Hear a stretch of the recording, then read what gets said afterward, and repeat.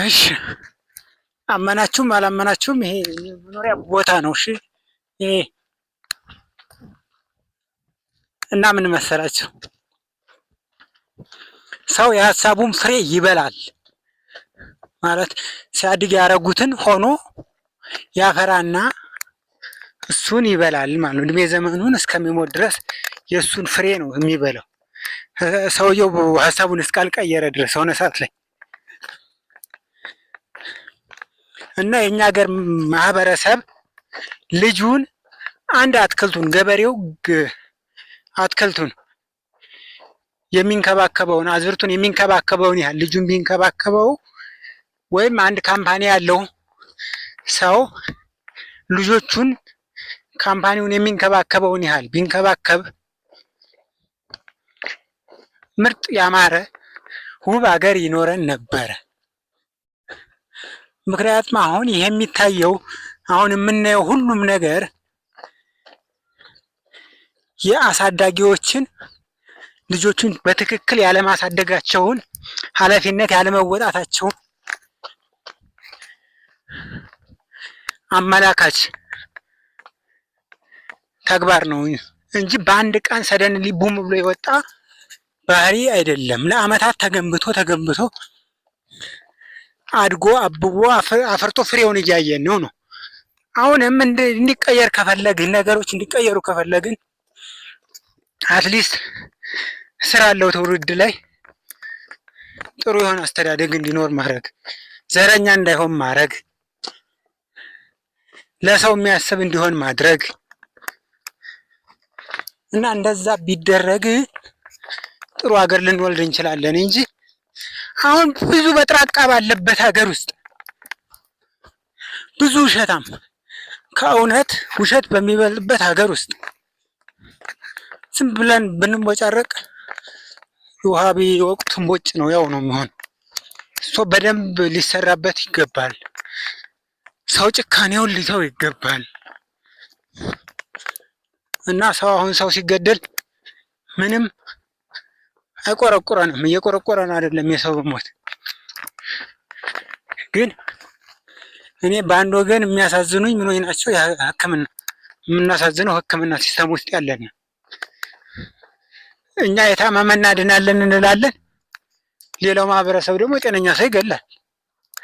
ይህን አይነት ፓራዶክስ እኔ እኮ ከየት የትም ታይቶ አይታወቅም። እሺ በአንድ በኩል የህክምና ስርዓት ገንብተን እናስተምራለን ሐኪም፣ በሌላ በኩል ሰው የሚገል ወታደር እናሰለጥናለን። አመናችሁም አላመናችሁም እውነቱ እንደዛ ነው። ሁለት ተቃራኒ ነገር ክንፍና ክንፍ ላይ ሆኖ መኖር አይችልም። ወይም በተለያየ ስርዓት መመራት አለበት። እኛ ደግሞ ሊድ የሚደረገው ራሱ በአንድ አይነት በራሱ ሲስተም ነው። ሁለቱም ማለት ነው፣ ገዳዩም አዳኙም አንድ ጋር ናቸው።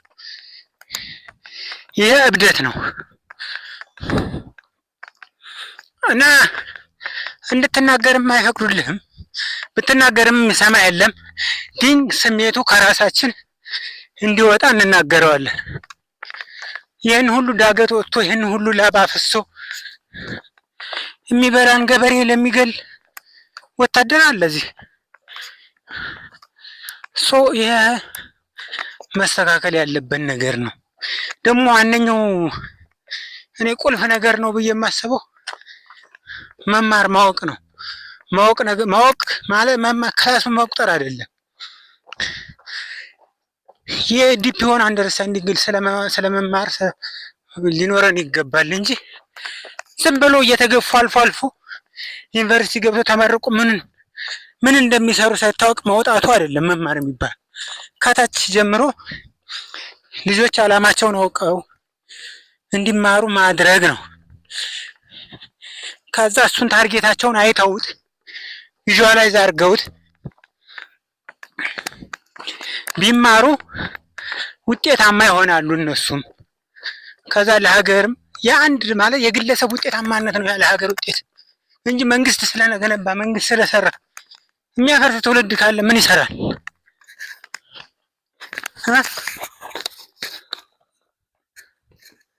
እና ስትናገር ሰው እንዳላዋቂ ነው የሚቆጥረው ነው። እና አሁን በዛ ምክንያት ትምህርት የለም፣ ትምህርት ቆሟል አሁን በዚህ በጦርነት ምክንያት። ስለዚህ ሌላ የባሰ አላዋቂ እየፈጠርን ሀገር የሚያጠፋ ትውልድ፣ ዘር ሲባል የምር የሚመስለው ትውልድ ነው የምናፈረው። እነዛ ከሚሆን ግን አትሊስት ትንሽ እናውቃለን የሚል ሰው በመተባበር አንድ የሆነ አሪፍ የሆነ ስርዓት ተገንብቶልን በዛ ወይ ብንቀርጽ ትውልዱንም ውጤታማ እንሆናለን የሚል እምነት አለኝ ነው።